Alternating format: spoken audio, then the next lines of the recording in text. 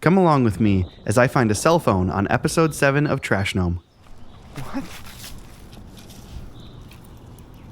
Oh no. By the way, I did get the phone back to its owner. What do you think? Are hair ties too ick?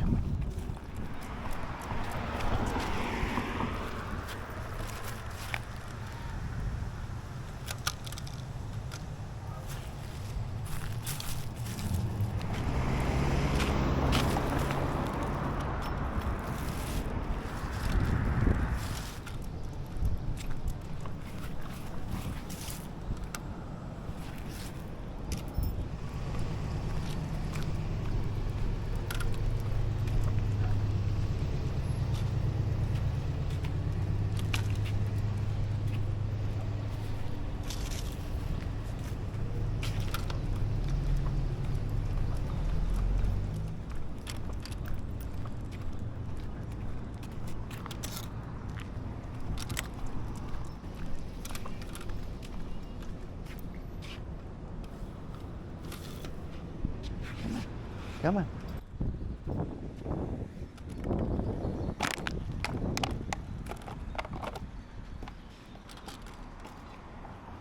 Come on.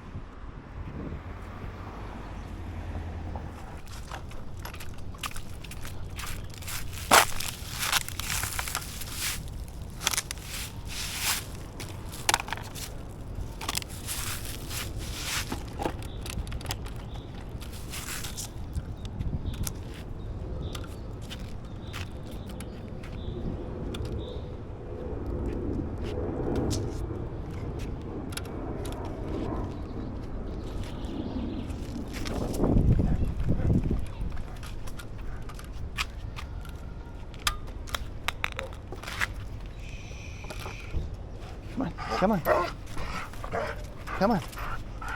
Come on. Our dear sweet girl here is pretty anxious around other dogs. If you have any tips for reintroducing a rescue into doggy social life, please let me know down in the comments.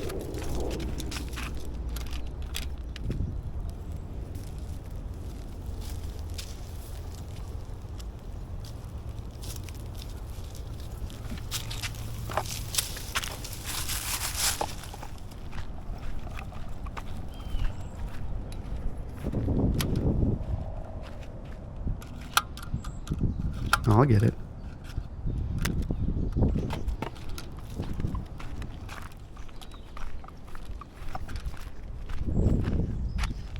I spotted this vape the day before this walk.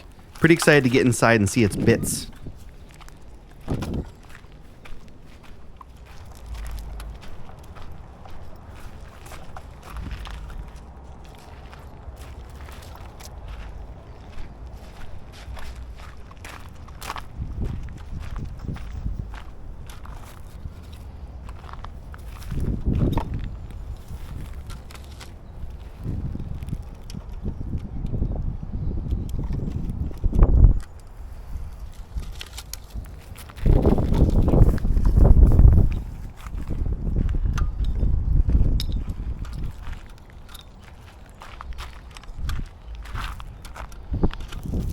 Pretty cool to find rope twice on this walk.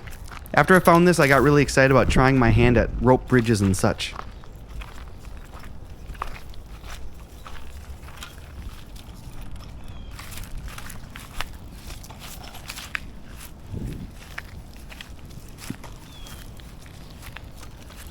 Hold on. Hold on. Back. Back. Back. Back. Come on. Back.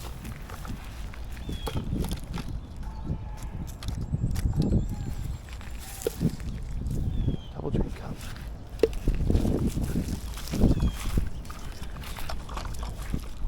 Alright, so I'm about to pick up a full bottle of conditioner, so I call it lotion, and it gave me mixed feelings. One, it was heavy. Two, I was just down the street from a grocery store, so it was probably new. And I bleached things and scrub it anyway, so I don't know, I'm gonna keep it. Bummer for whoever bought it though. Come here. Yolanda. Come here. This is a broken in-ground sprinkler, and I'm excited to pick this up because I found one back in episode 4, and I couldn't get that one apart very well.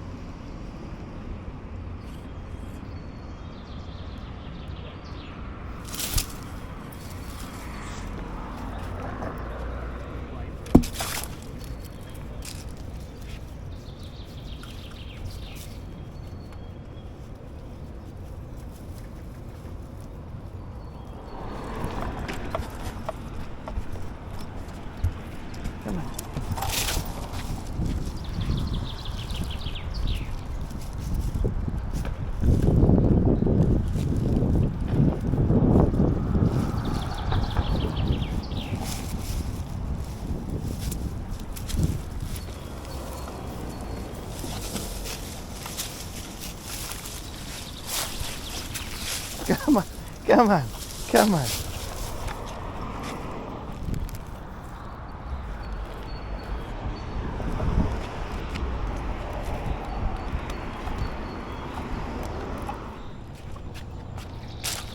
These are some fake leafy vines. Pretty cool find if you ask me.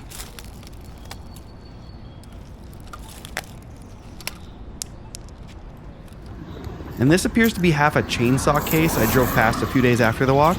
It was real greasy, so I hit with a lot, like I mean a whole can of brake cleaner before the soapy scrub.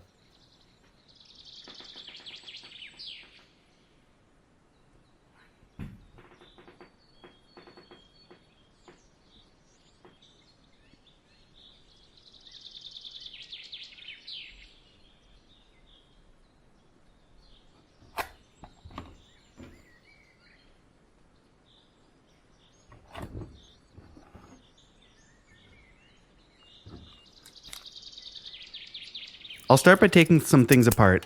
And here's a pro tip for you filmmakers. Definitely don't film with a big reflective sheet right in your background. Blows out your white balance. Per episode 6, I'll break these down and flatten to get some bricks and stones. Check out that video for a more in-depth process.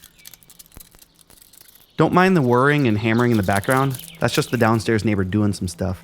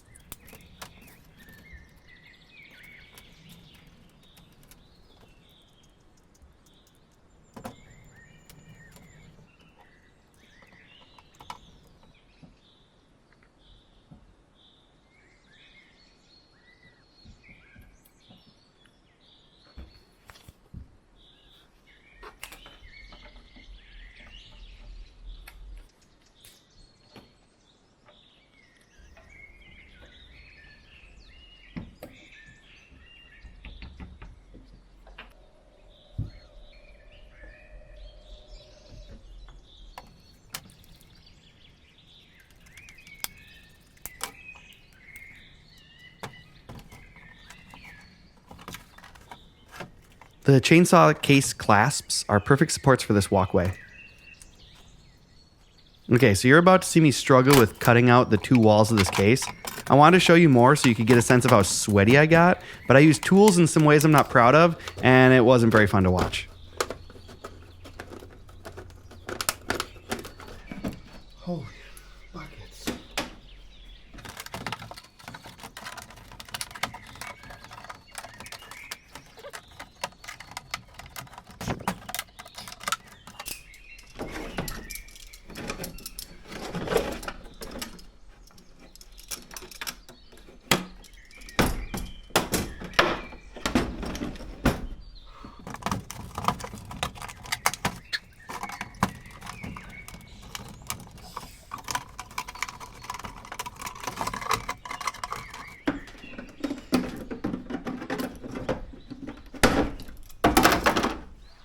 Yeah, I'm pretty mad. The plan was for more of these, but nah. As a reminder to new folks, I don't like to use saws or grinders as they create more microplastics than I'm comfortable with.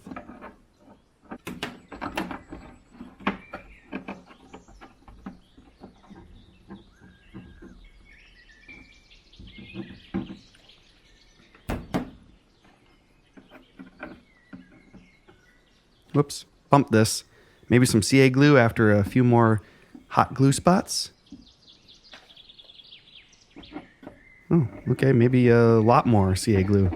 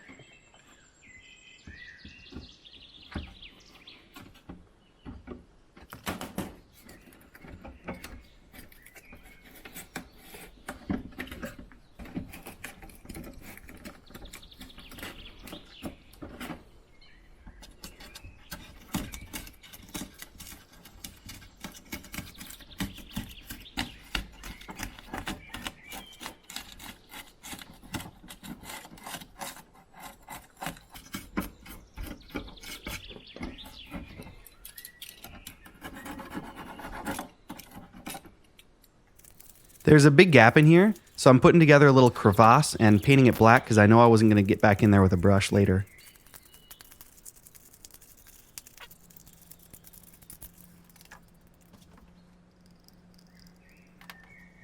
To get the paint to run into all the little styrofoam balls, I thin out the paint in one of the bottles we picked up.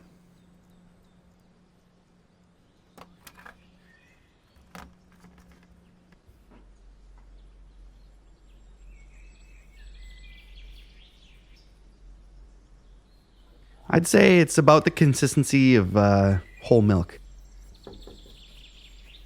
Maybe a little thicker.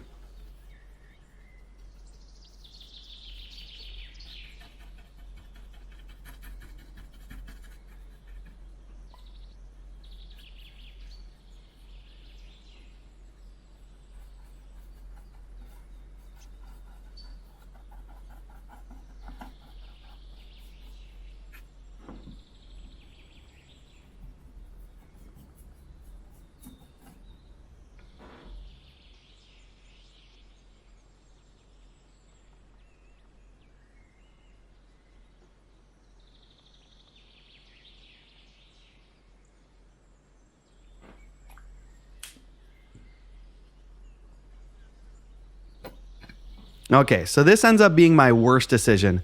I want to clean out the bottle and also pre-dark wash the littler rope.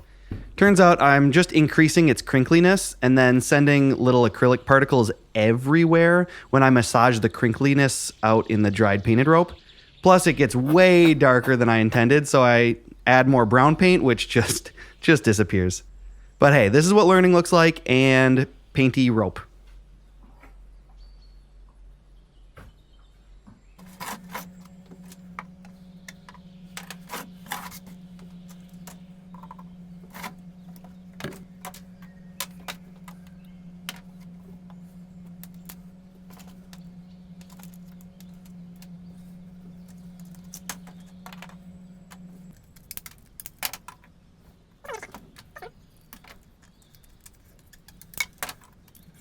One of my favorite unintended benefits of this channel has been learning what common items look like in a different way. Like, check this out. Whatever this part of the bottleneck is. Flipped inside out, it's a spiky other thing.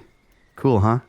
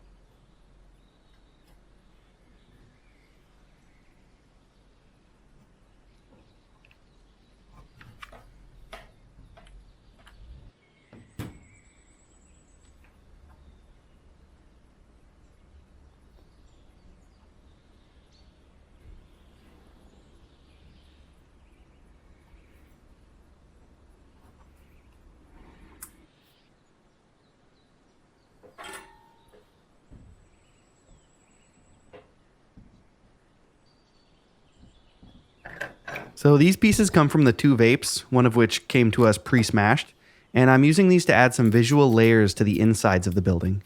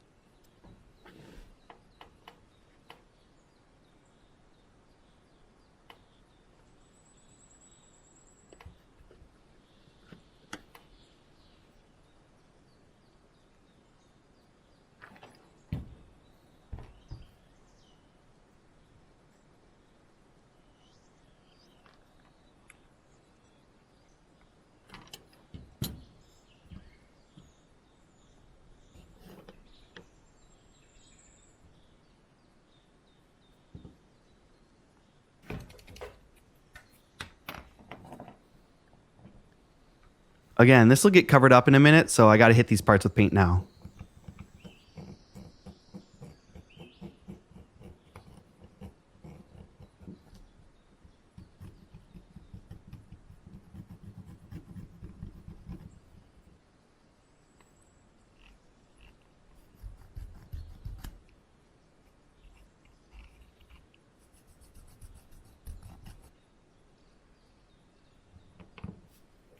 I especially enjoy making features out of the clear plastic pieces. Opaque plastic can be painted any color, so it can be used anywhere and painted to match. However, I haven't yet figured out how to make opaque plastic transparent with paints. Someday, maybe.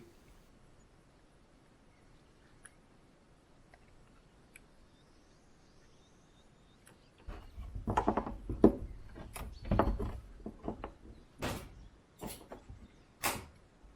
I'm sorry, honey. That plastic chipping off disturbed Yolanda's slumber. Again, sorry, baby girl. Guess you'll have to look at her a little bit.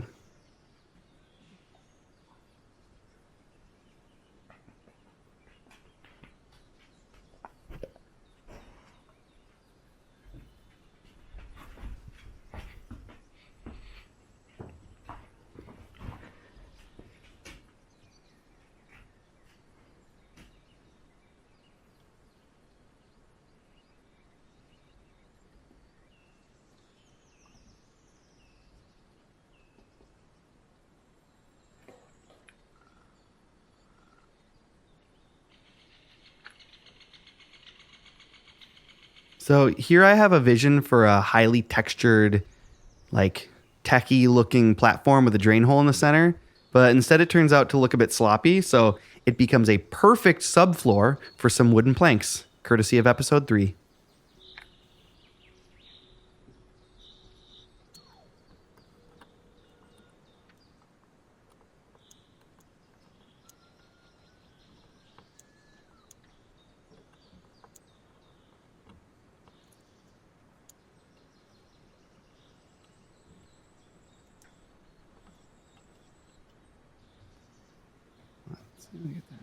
Yeah, get that. All right, there.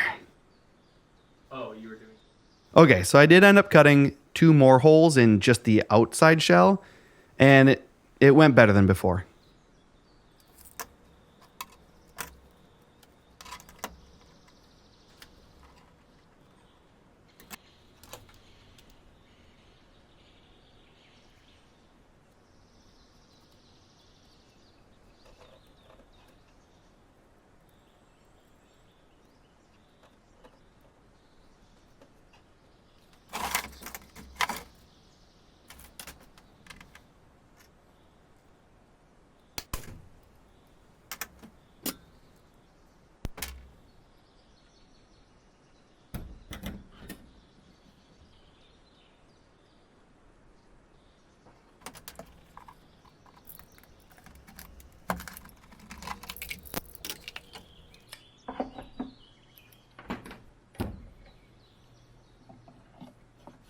I know I said I'd paint these before I glue them on next time so I can make sure the bumps are facing the right way. I can be a bit cocky, but it does work out for me this time.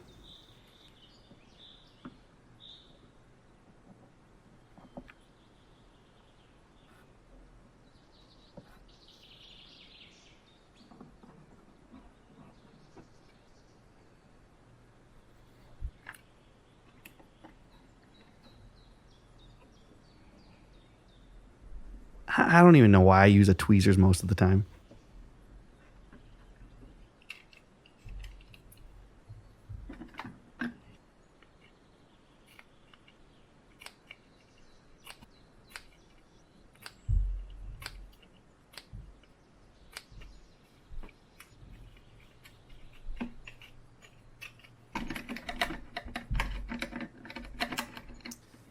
Hello, this is Editing Ezra. You don't know me yet, but hopefully you meet with me soon. I just edited this.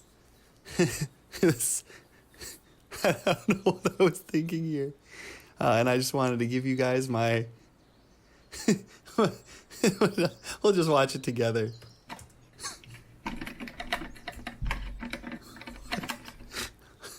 Let's roll it back.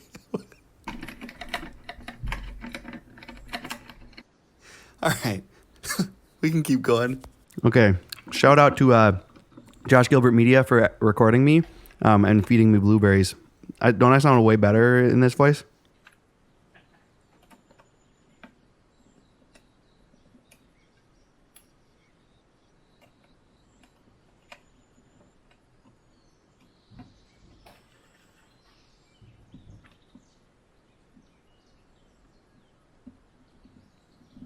After filling gaps with hot glue, I like to texture it with my tweezers. However, anything metal seems to work pretty well.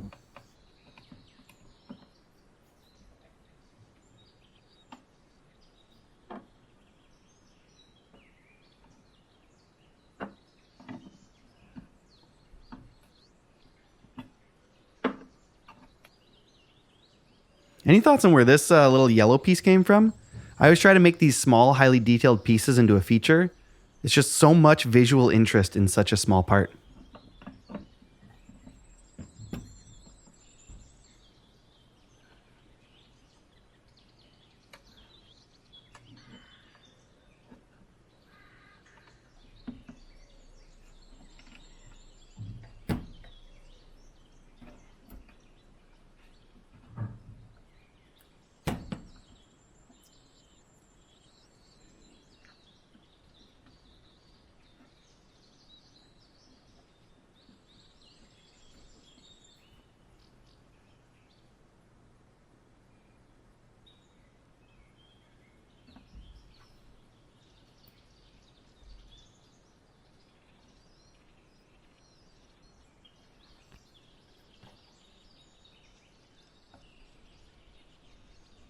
I don't show it here, but due to only having 2 short glue spots for this roof, I do use some of the thick rope as filler inside those longer sections.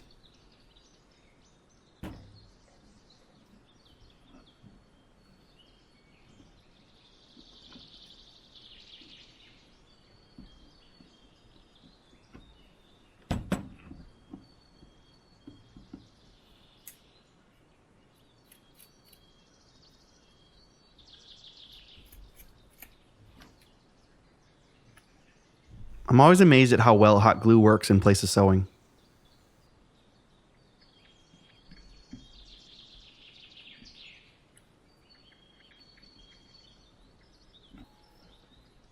I'm about to glue on a metal bulb, but hot glue doesn't care much to hold on to metal, so I'm roughing up the surface so the CA glue can have a bit more mechanical advantage, which is just fancy for better grip.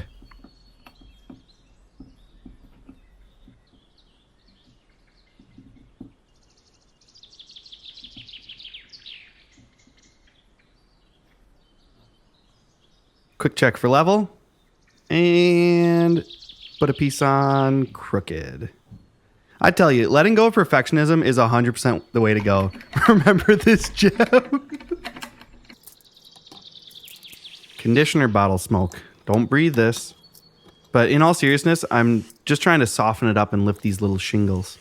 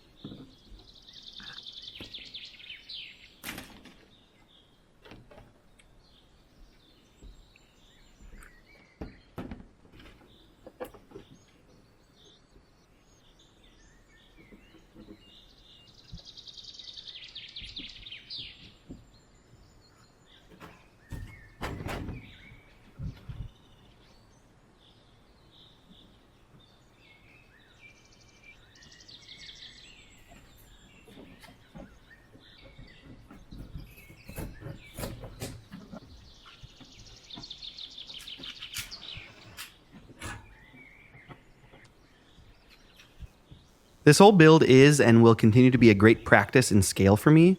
I come to find out that these stir sticks feel a bit too wide for a door, But sometimes you don't know a thing until it's done.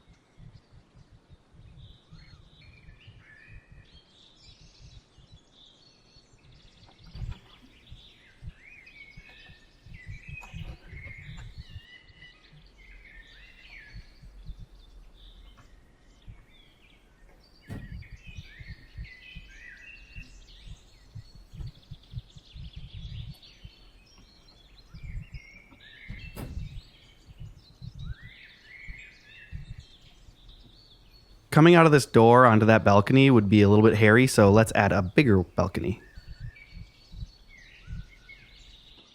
Here's the texture slurry from the last build with sand and baking soda. I had a touch more texture and some extra Mod Podge before priming the styrofoam. Spray paint eats it away pretty good.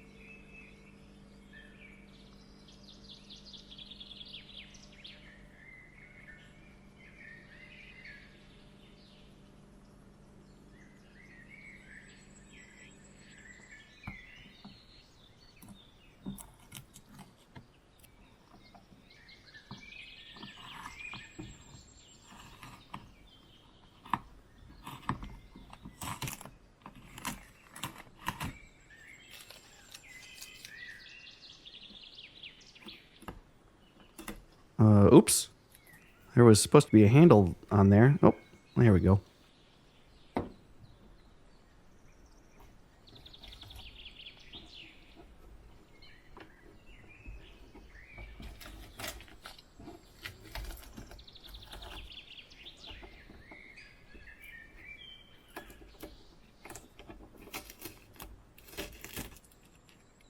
To get the right scale of wood grain, I'm using a pin to scrape deeper grooves in the wooden bits.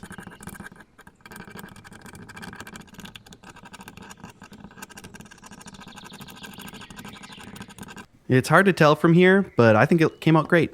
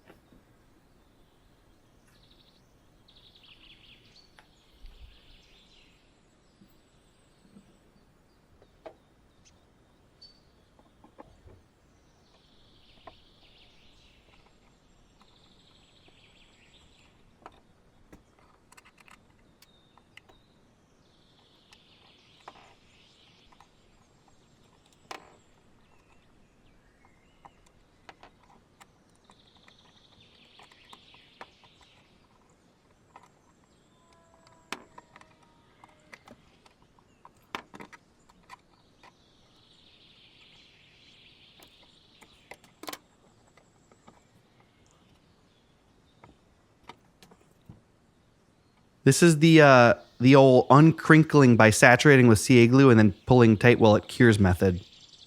I've got a vision for a rope riddle that the players need to solve to open a door. So here's me faking gravity by using the CA glue pull tight method again. It's a great way to get CA glue all over your fingers, but who doesn't love picking off all the little glue flakes for a few days?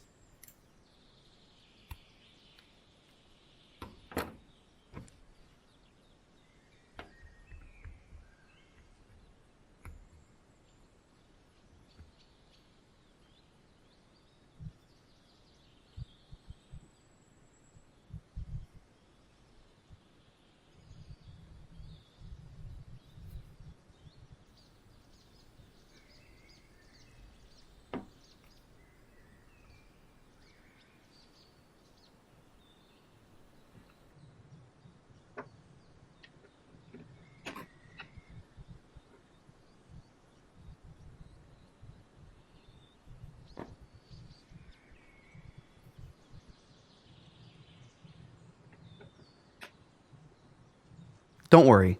I won't make you watch me weave the whole thing, so here's like 6 hours later.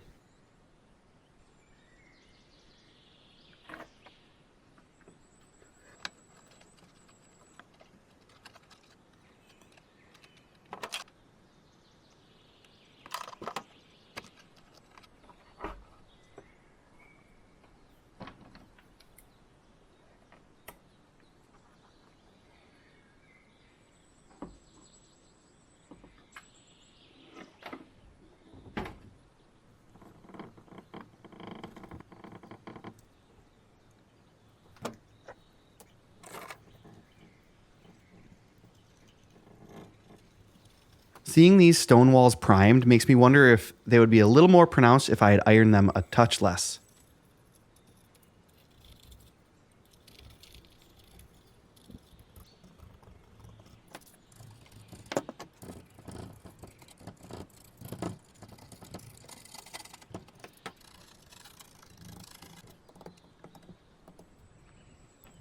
Now we'll add some sawdust to the slurry to fill in some of the gaps in the stones, and this will blend in the seams but also add some good transitional texture. For those of you who had less than 1 minute for how long it would take me before I start using my fingers, you will always win.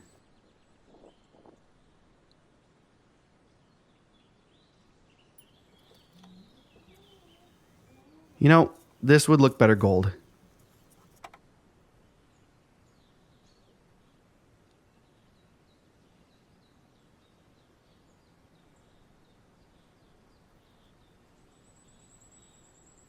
This is the roof color of the last build, so let's make it red this time. But I'm immediately frustrated thinking about how many coats that'll take with this cheap paint, so I'll water down the white and call it a wash. Pun intended.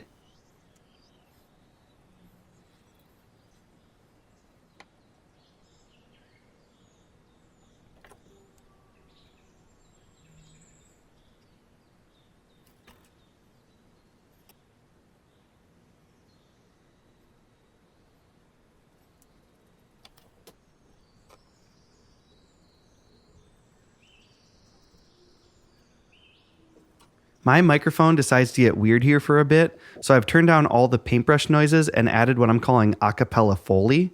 Here goes.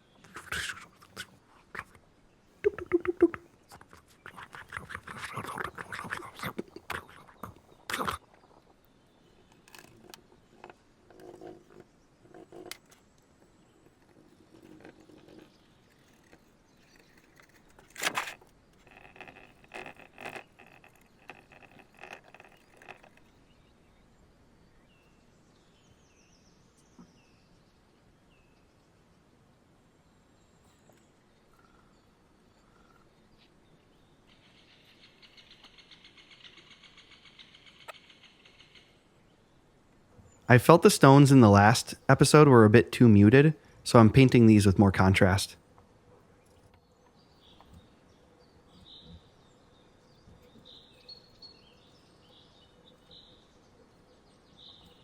Let's try dry brushing black here. The inspiration is a sense of internal illumination. I like the effect, but it's not quite glowing like I had hoped.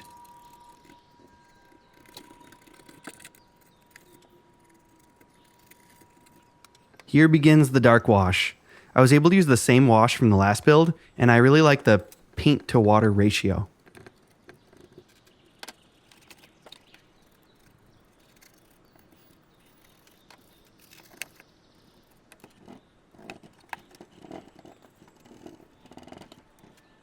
I gotta shout out this new to me YouTube channel called Slice of Life. They turned me onto this technique of adding iron powder, which is an abundant byproduct of my day job as a welder, and dusting it on any surface you want to make rusty. After spreading it around a little bit, you spray it with white vinegar and let it dry. And here I'm doing it in a higher concentration to see how that looks.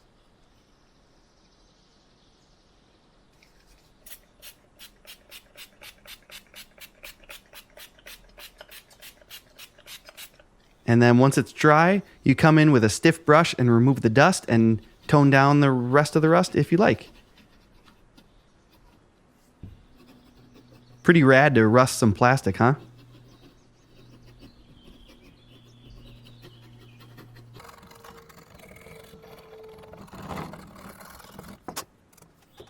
And now for some dry brushing. The CA glue I used on these doors inhibited the stain I put on earlier, so I'm dry brushing a bit more than I'd like to balance out the tones.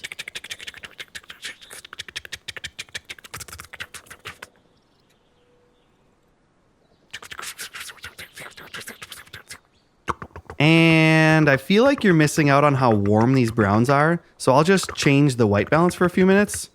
Weird move, I know.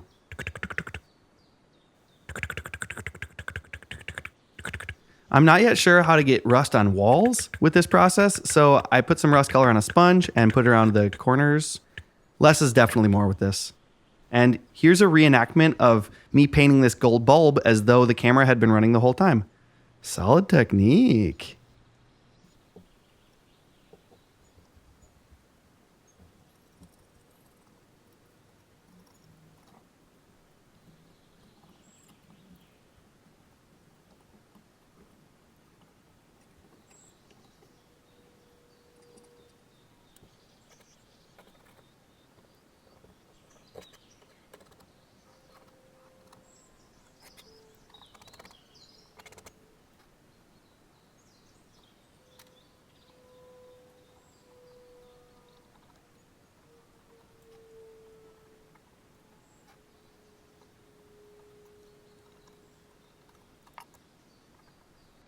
Another hot tip I picked up off a Slice of Life is using real leaves to add leaf litter.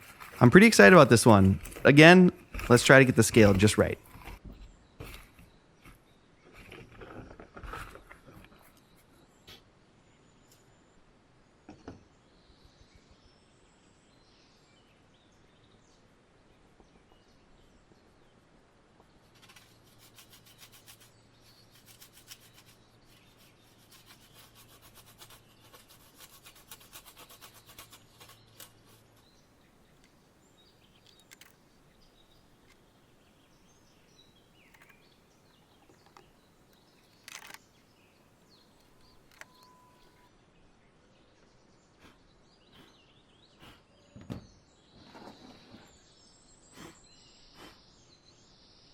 So next time, let's saturate the whole surface with glue before applying the leaves.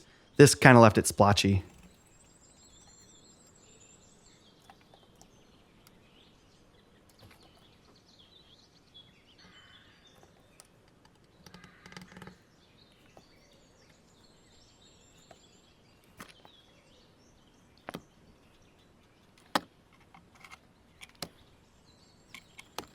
Let's roll those beauty shots.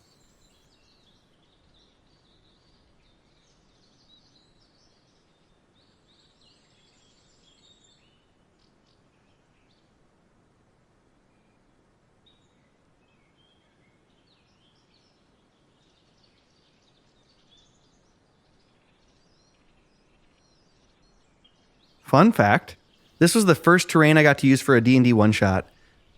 I ran one with 9 players, which I normally wouldn't recommend, but my friends are wonderful souls, very collaborative, and great listeners, so it turned out to be top tier.